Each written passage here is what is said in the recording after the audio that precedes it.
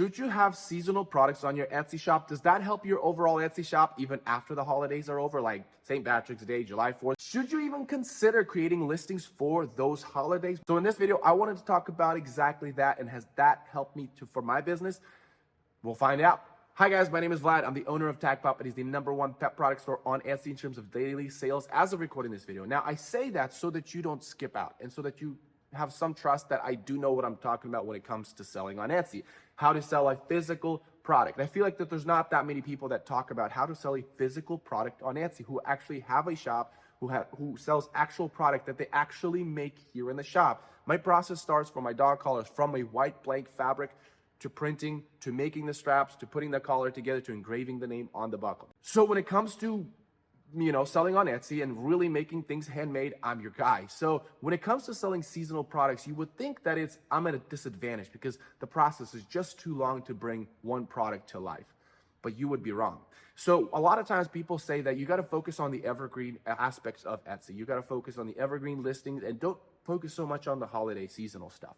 That's how you build a sustainable business. Now, I focused on the holiday seasonal stuff from day one. I started doing seasonal dog bandanas on Christmas. And then when Easter came around, I did Easter bandanas. And that's the same approach I do with dog collars. Now, why do I focus on seasonal products? For several reasons. The benefit of focusing on seasonal products is that you are leveraging relevancy. When you are especially a new shop, you're irrelevant. Nobody knows, Etsy doesn't know you. But the moment you start to putting St. Patrick's Day dog bandanas that is personalized, well, now you have a shot. Now you have a shot to prove to Etsy that you have what it takes. Now you start to generate a sales velocity. You have a better chance of generating a sales velocity. Then Etsy takes note. Now, there's several things that happen. You obviously get reviews, and that's really big. Especially if you're a new shop, the more reviews you have, the better the conversion rate is going to be, because at the end of the day, trust is the first transaction that happens between customers and sellers. And if that doesn't happen, you're not going to get the sales. So the more reviews you have on your shop, the better. So when you are selling seasonal products, you are more likely to sell it because you're more likely to appear to a larger traffic during that time of year. Then you are working on the relevancy in other keywords. So if you are selling a St. Patrick's Day dog bandana, well, you are relevant on 3 of those keywords. St. Patrick's Day, dog bandana, right? Dog and then bandana. So let's just say the season is over. Well, dog bandana is still in your toolbox. So the algorithm has recognized that you are the dog bandana guy. You are the person that does the dog bandanas. And let's just say it forgot about you because there's other dog bandanas that are doing really well during the season.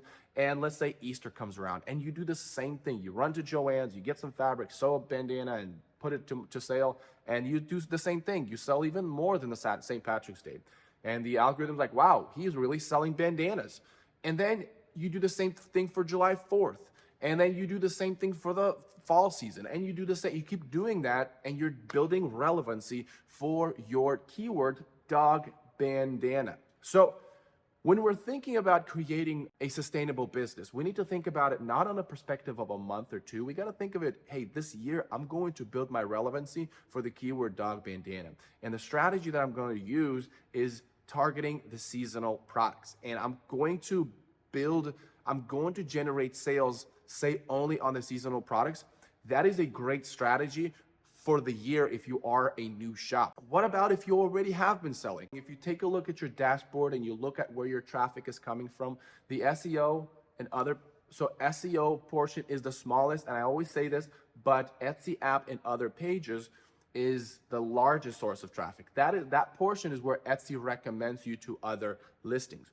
That right there is what Etsy thinks of your shop. And if you can prove to Etsy that your shop you are the expert of that product, then Etsy will increase that source of traffic towards your shop the more you do that. So if you've already been selling for many years, if you do tinker around with the holiday season, you are going to see that source of traffic start to increase on your shop. So if you have that understanding of focusing only on evergreen products and stay away from holiday season, it's not really sustainable. The problem is you're focusing so much on the product, or you're focusing so much on ranking a product. That's like kind of an Amazon style selling on Etsy, but Etsy doesn't work like that. What you need to do is focusing on the process. And I talk about this all the time. But if you have a great process, if you have a process to which you can bring a new product to market, that is going to be your true strength of your Etsy shop. So I start a lot of my products, most of my products, from a roll of fabric. And that's the inventory that I need. Besides thread, that's all the inventory I need. And I print on the fabric. Well, I guess I do need ink, but it takes me a long time to use up the ink on my printer. But I'm able to print anything I want on the fabric, and I can sew anything I want out of that fabric. So the ability for me to create any product is very, very quick. It's very simple. I don't need the commitment to the inventory. So let's say I'm selling aprons. When the holiday season comes around, I already have a process on which I make the aprons. All I have to do is now switch the designs, and boom, I have a holiday apron product. And it didn't take me that long to tap into the seasonal, benefiting from that while not committing so much to the inventory. If I were to buy it from China or from a manufacturer's here, let's say I do aprons, but I buy the aprons and then I sew or sublimate them.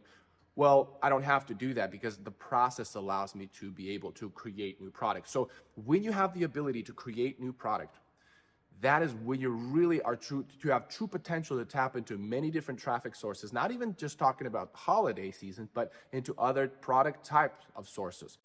It's not about growing on the platform as much as it is growing in your shop or in your room and what's happening there. Because once you're able to create different kinds of products or new products, and you can bring new products to the market like this, traffic is not going to be a problem. Now, there are a lot of myths circulating on YouTube, and you can check it out in this video. I talk about the 6 myths that might hurt your growth on your Etsy shop that you might want to look over and see maybe that's the reason why you haven't been growing on your Etsy shop. So go ahead and check it out, and I'll see you there.